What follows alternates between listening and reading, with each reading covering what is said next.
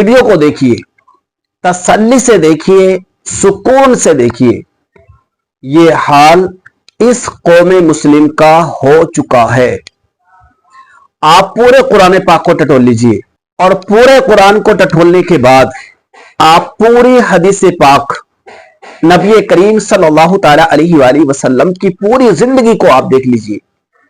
कहीं भी आपको इस तरह का अंदाज मेरे प्यारे आका सल्लल्लाहु ताला अलैहि वसल्लम का आपको देखने को मिले या पढ़ने को मिले, या उसके बाद तमाम सहाबा की जिंदगी को आप देखिए, वहां पर कहीं आपको थोड़ा सा भी सुराग नजर आए।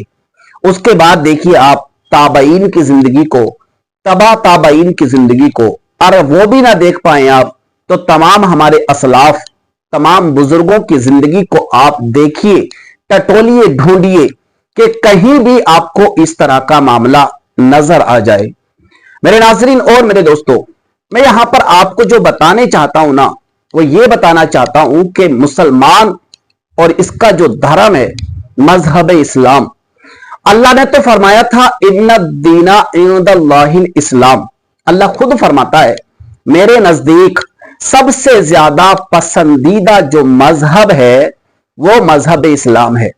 और ये मजहब अक्सर नबीयीन के सामने से होता हुआ गुजरता हुआ आया है और हमें प्यारे आका सल्लल्लाहु ताला अलैहि वसल्लम के सदक़े में मिला है। और इतना बेहतरीन मजहब, लेकिन इसके मानने वाले, इसके चाहने वाले, इन्होंने ऐसा ढोंग रचा रखा है, ऐसा इन्होंने माशरे को गंदा कर रखा है, ऐसा इन्होंने पूरे अपने अकीदतमंदों को, अपने चाहने वालों को और इनके यहां पर जो आते हैं उन जायरीन को ऐसा गुमराह कर रखा है कि शायद पूरी जिंदगी इसी पर फोकस करते हैं ये लोग कि अपने आप को कैसे बचाया जाए, अपनी खानका को कैसे बचाया जाए और अपनी नस्ल को कैसे बचाया जाए और अपनी गद्दी जो सज्जादा नशीन बने बैठे हैं उसको कैसे बचाया जाए। इसलिए मैं आपको बताऊं, कल यहां पर मैंने एक वीडियो देखी थी और वीडियो थी वो किसी हिंदू की वीडियो थी और किसी बड़े नेता की वीडियो थी। उसने एक बात कही थी वीडियो के अंदर कि अगर तुम्हें मुसलमानों को आपस में भिड़ाना हो ना, इनकी ताकत को कमजोर करना हो, इन्हें आपस में मुठभेड़ करानी हो, आपस में खूब लाठी डंडे चलवाने हो, तो आप 10 सुन्नी मौलवियों को खरीद लीजिए। और सुन्नी मौलवियों को तनख्वाहें मिलती हैं 5 से 10 हजार रुपए, आप उन्हें तनख्वाह दीजिए 50,000 रुपए और उन्हें अहले सुन्नत वल जमात का एक रहनुमा के तौर पर पेश करिए और उससे तमाम अदर जमात वालों को गाली दिलवाइए। ये कौन बात कर रहा है? ये हिंदू बात कर रहा है। एक आरएसएस का नेता बात कर रहा था और वो इस अंदाज में बात कर रहा था कि आप पहले बरेलवी सुन्नी को खरीदिए, उसे अच्छी लाइफ दीजिए, उसे तनख्वाह अच्छी दीजिए, गाड़ी बंगला दीजिए और उसको, उसके जो बच्चे होंगे उसको, बच्चों को अच्छी क्वालिफिकेशन दीजिए और वो तुम्हारी बात बोलेगा और कुरान और हदीस की रोशनी में बोलेगा और अपोजिट वाले जितने भी होंगे ना, सारे के सारों को वो काफिर घोषित कर देगा। आगे बयान करता है कि फिर एक काम ये करिए, आप 20 दूसरी जमात वालों में से खरीदिए, यानी कि तबलीगी जमात के हों या जमात इस्लामी के हों या अहले हदीस वाले हों या शिया हों, बहरहाल जो भी हों, आप 20 उनको खरीदिए और खरीदने के बाद में उनकी भी लाइफ बदल दीजिए, अच्छी तनख्वाह दीजिए, अच्छी उनको मुआवजा दीजिए, अच्छी लाइफ स्टाइल उनको दीजिए, उनके बच्चों को अच्छी क्वालिफिकेशन दीजिए और उनसे भी यही कहिए कि आप कुरान और हदीस की रोशनी में अहले सुन्नत वल जमात का, बरेलवियों का बाइकाट कीजिए।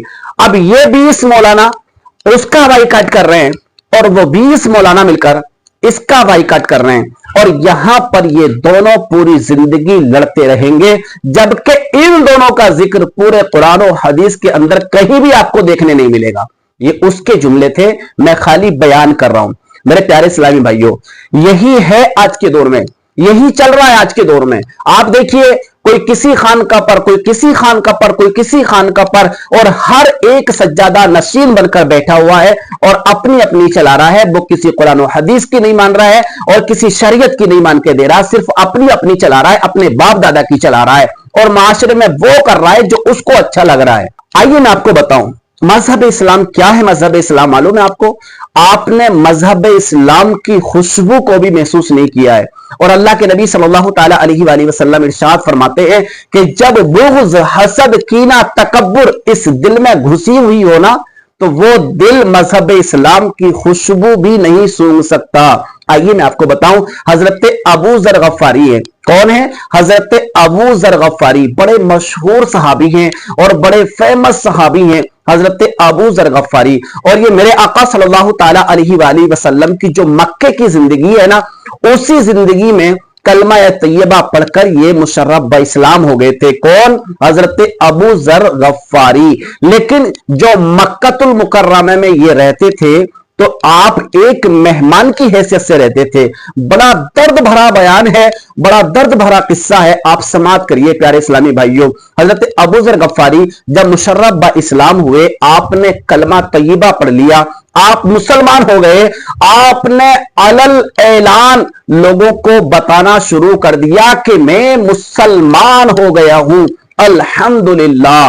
اب کفار و مشرکین کا طاقہ، نوجوان دبنگ جو وہاں کے مسنڈے تھے، اس دور کے جو ایک دم بڑے بڑے لیڈر تھے کافروں کے سارے اکٹھے ہوتے، 10-10 20 کی چوکڑی میں آتے اور حضرت ابو ذر غفاری رضی اللہ تعالی عنہ کو پکڑتے اور بے انتہا ماریا کرتے تھے. اور بے انتہا مارنے کے بعد جب تھک جاتے اور تھکنے کے بعد پھر اپنے گھروں کو واپس لوٹتے، حضرت ابو ذر غفاری زمین پر پڑے رہتے تھے. اب آپ غور کریے، یہ مذہب اسلام ہے.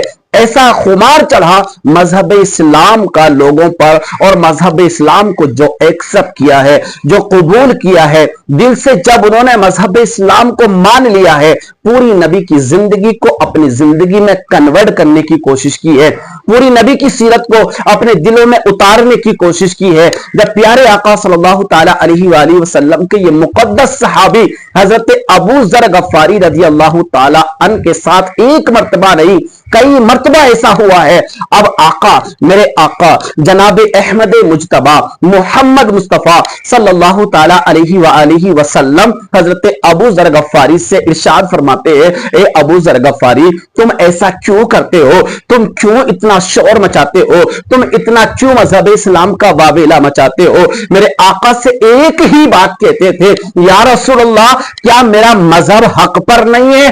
اللہ کے نبی فرماتے تھے، بے شک مذہب اسلام حق پر ہے. یا رسول اللہ، کیا میں حق پر نہیں ہوں؟ اللہ کے نبی پھر ارشاد فرماتے تھے، بے شک تم بھی حق پر ہو. حضرت ابو ذر غفاری بیان کرتے ہیں، جب میرا مذہب بھی حق پر ہے، میرا نبی بھی حق پر ہے اور میں بھی حق پر ہوں، تو پھر ان جماعت سے، ان لوگوں سے، ان دشمنوں سے پھر ڈرنے کی ضرورت کیا ہے؟ میں باآواز بلند کہتا ہوں کہ میں مسلمان ہو گیا، مذہب اسلام کو فالو کرنے لگا ہوں، پیارے آقا صلی اللہ تعالی علیہ وآلہ وسلم کی سیرت پر عمل کرنے لگا ہوں. میرے پیارے اسلامی بھائیوں، یہ ہوتا ہے مذہب اسلام کا خمار، یہ ہوتا ہے مذہب اسلام سے عشق، یہ ہوتا ہے پیارے آقا کی سنتوں سے محبت، یہ ہوتا ہے اللہ کی ربوبیت اور اس کے علاوہ وحدہ لا شریک لا، کسی کو خدا نہ ماننا، کسی کی عبادت نہ کرنا اور احکام خدا بندی پر عمل کرنا. یہ ہے مذہب اسلام کی خوبصورتی.